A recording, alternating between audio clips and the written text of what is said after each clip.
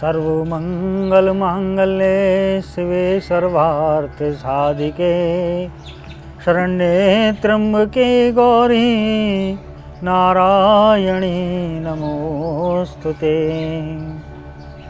मैं जगत जननी पराम्बा षोडशी राजराजेश्वरी को प्रणाम करता हूँ। नमस्कार मित्रों, आप कैसे हैं?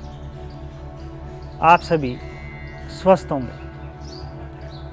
ईश्वर से मेरी यही मंगल कामना है कि मेरे सभी प्रिय दर्शक स्वस्थ रहें और प्रसन्न रहें।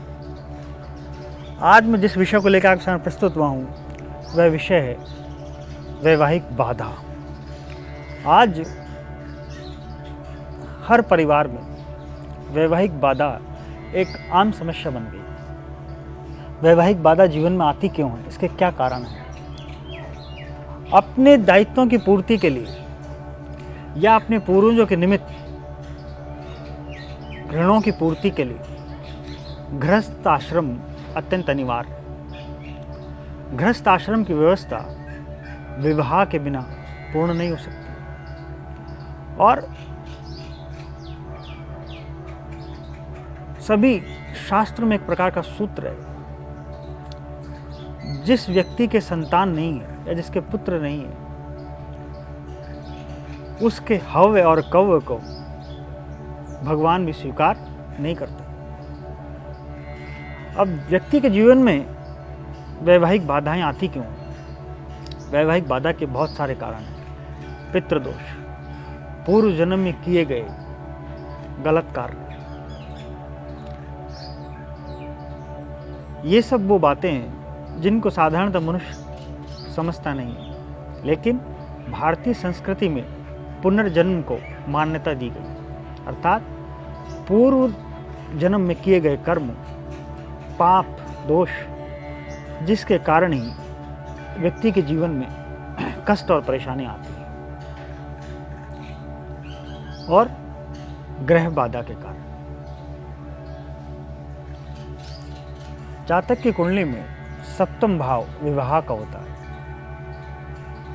वैवाहिक बाधाएं मनुष्य के लिए कई बार नारकीय बन जाती हैं। कन्या की उम्र 30-30 वर्ष की हो जाती है लेकिन उसका विवाह नहीं हो पाता, और परिवार में लड़के की उम्र भी 35-35, 30-30 वर्ष की हो जाती है लेकिन लड़के का विवाह नहीं होता। आखिर वैवाहिक बाधाएं क्यों आती हैं? जब जब जातक की कुंडली में लग्नेश कमजोर होगा या लग्नेश पापाक्रांत होगा या सप्तम भाव पर किसी भी प्रकार से क्रूर ग्रह शनि राहु केतु की दृष्टि होगी या शनि राहु केतु विराजमान होंगे या शनि द्वादश होगा, तो विवाह में अप्रत्याशित रूप से विलंब होगा।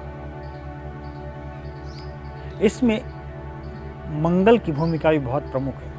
कई बार मंगल भी मांगलिक दोष के कारण विवाह में विलंबता देता है। ये मंगल दोष है। मंगल दोष के ऊपर हम आने वाले समय में किसी अन्य वीडियो बनाकर आपसे चर्चा करेंगे।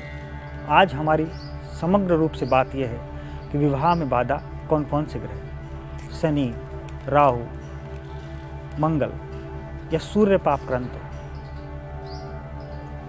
तब भी वैवाहिक जीवन में दोष बनता है।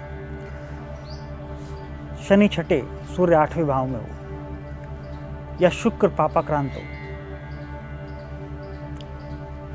तो ये सब स्थितियां जातक के जीवन में वैवाहिक बाधा का समस्या उत्पन्न करती है। अब वैवाहिक बाधा को दूर किस प्रकार किया जाए?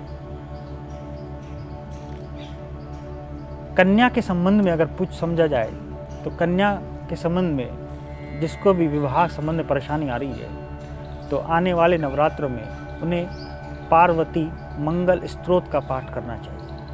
पार्वती मंगल स्तोत्र का पाठ करने से उन्हें जल्दी ही सुयोग्य वर की प्राप्ति होगी। पार्वती मंगल स्तोत्र का पाठ आपको बाजार में उपलब्ध हो जाएगा। दूसरा, और क्या उपाय किए जाएं जिससे वैवाहिक बाधाएं दूर हो?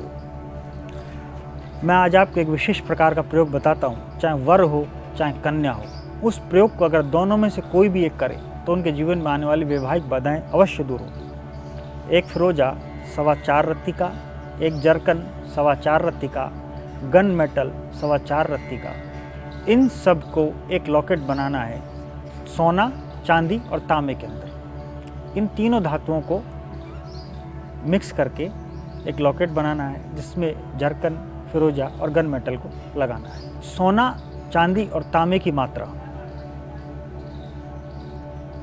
समभाग होगी, अर्थात 1-1 ग्राम होगी। सोना 1 ग्राम, चांदी 1 ग्राम या तांबा 1 ग्राम, या अधिकतम जो भी जितने में भी लॉकेट बने। इस प्रकार का लॉकेट बनवाने के बाद में आगामी अश्विन मास के नवरात्रि के प्रथम दिन उस लॉकेट को आप भगवती जगदम्बा के चित्रपट के आगे रखें और कुंजिका स्त्रोत जो दुर्गा सप्तशती में दिया हुआ है उसके 9 पाठ करें। नवरात्र के प्रथम दिन से 9वीं तिथि तक आपको कुंजिका स्त्रोत के 9 पाठ नित्य करने हैं और उस लॉकेट को पराम्बा भगवती के चरणों में रख देना है।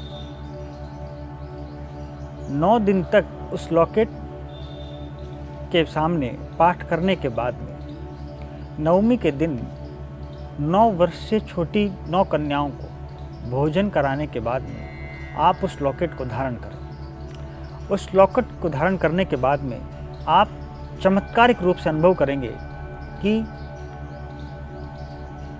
कन्या या वर जिसका विवाह नहीं हो रहा था उसका विवाह बहुत ही शीघ्र